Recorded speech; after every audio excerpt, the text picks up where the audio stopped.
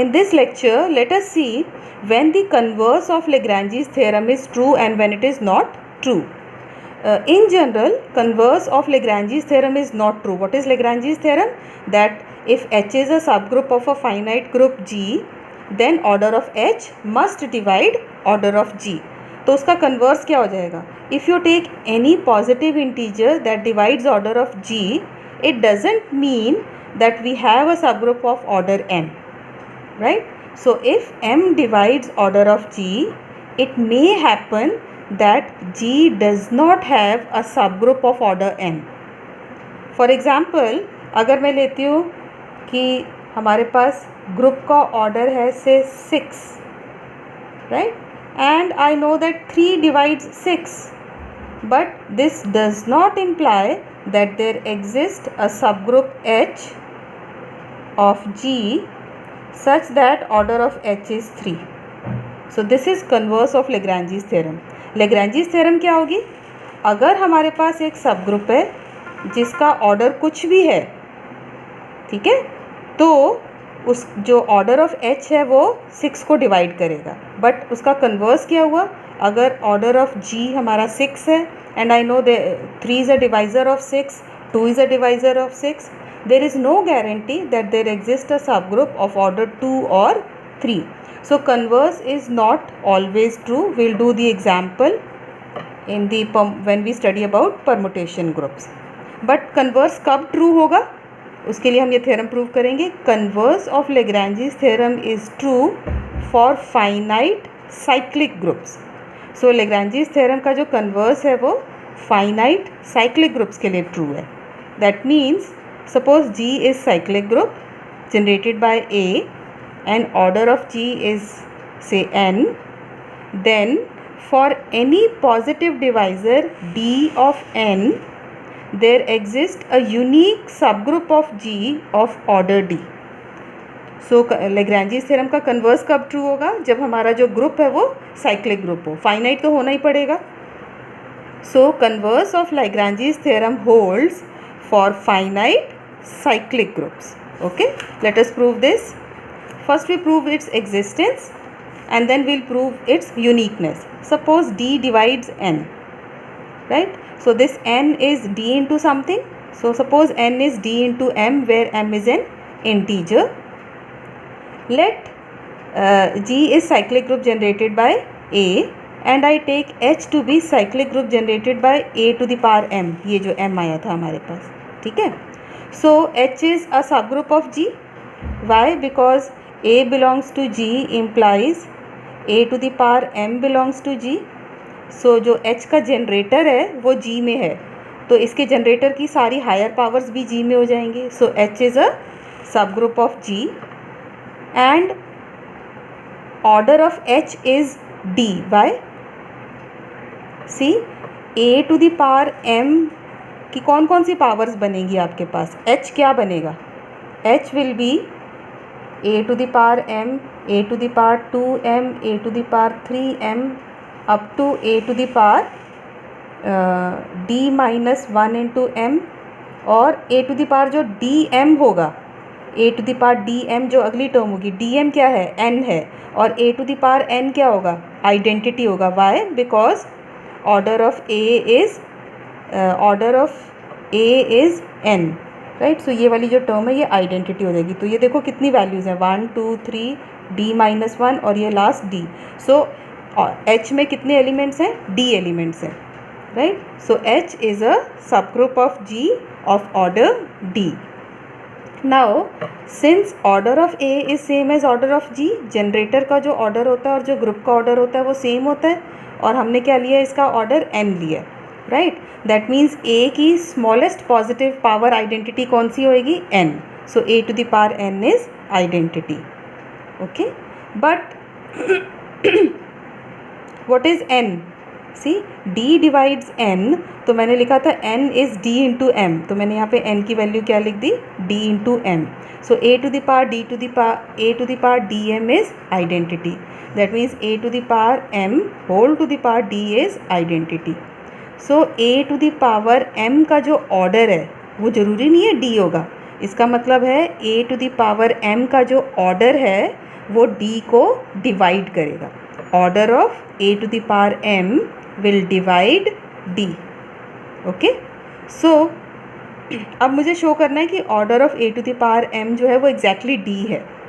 Suppose A to the power m to the power k is identity. So I want to show that the smallest value that this k can take is d only.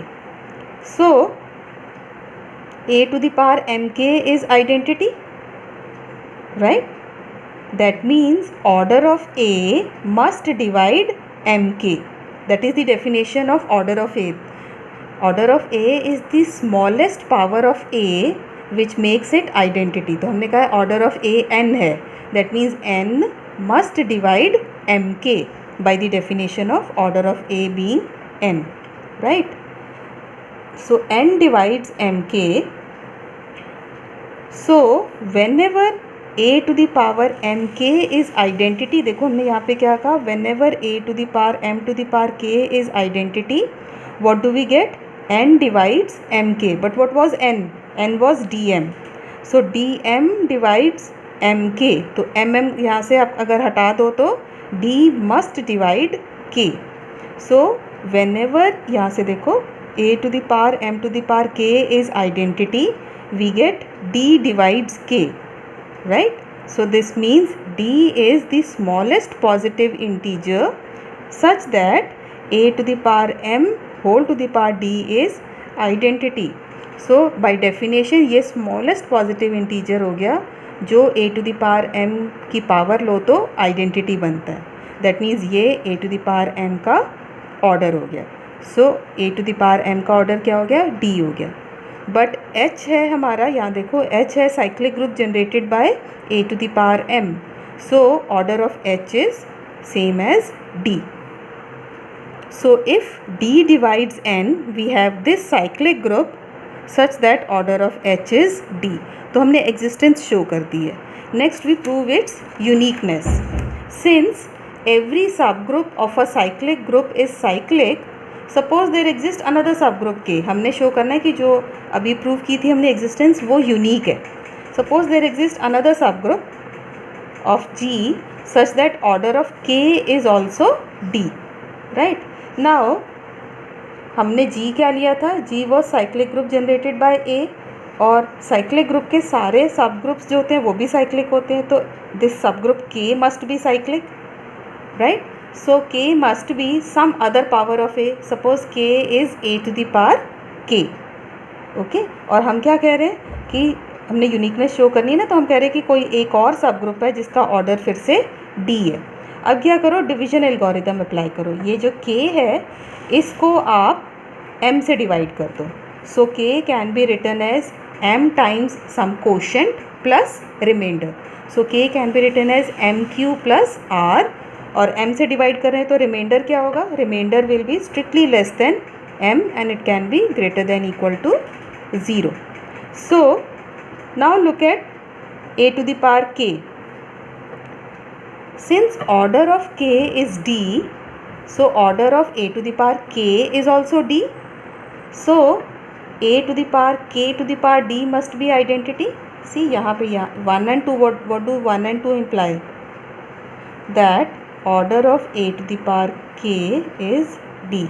This means a to the power kd must be identity. वही यहाँ पे लिखा है मैंने, a to the power kd must be identity. अब k की value यहाँ से पुट कर दो जो हमने डिवीजन एल्गोरिदम लगाई है. तो k is mq plus r whole multiplied by d is identity.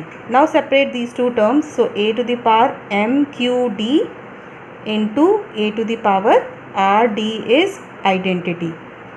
Now what is m into d? m into d क्या था? n था, और हमें पता है a to the power n identity है, ऑर्डर ऑफ a जो है वो n है. सो ये वाली वैल्यू जो है ये a to the power n identity बन गई. सो e to the power d into a to the power rd is identity. तो ये पार्ट आइडेंटिटी बन गया. सो a to the power rd is identity. Now look at this part. r was less than m. So rd ये जो power है is less than md. But what is md? MD is n. So what do you get? You get a power of A is identity and this power is less than n. ये कब possible है? This is only possible अगर ये power zero हो जाए. क्यों?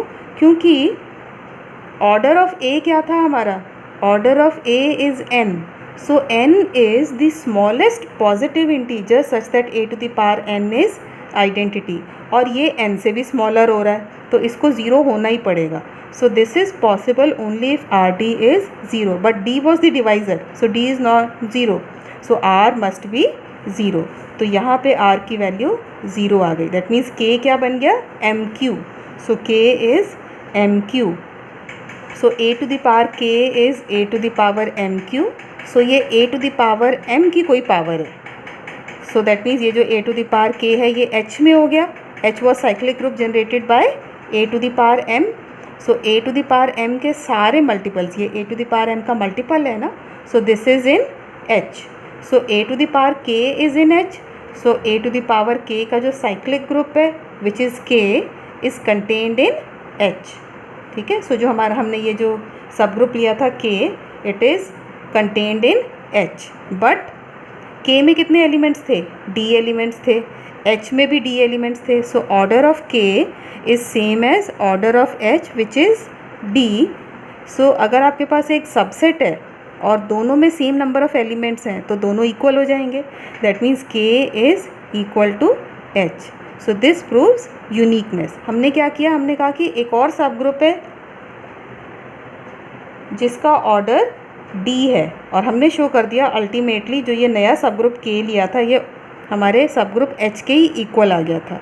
सो this proves the uniqueness. Hence we have proved that the converse of Lagrange's theorem is true when our group G is a cyclic group.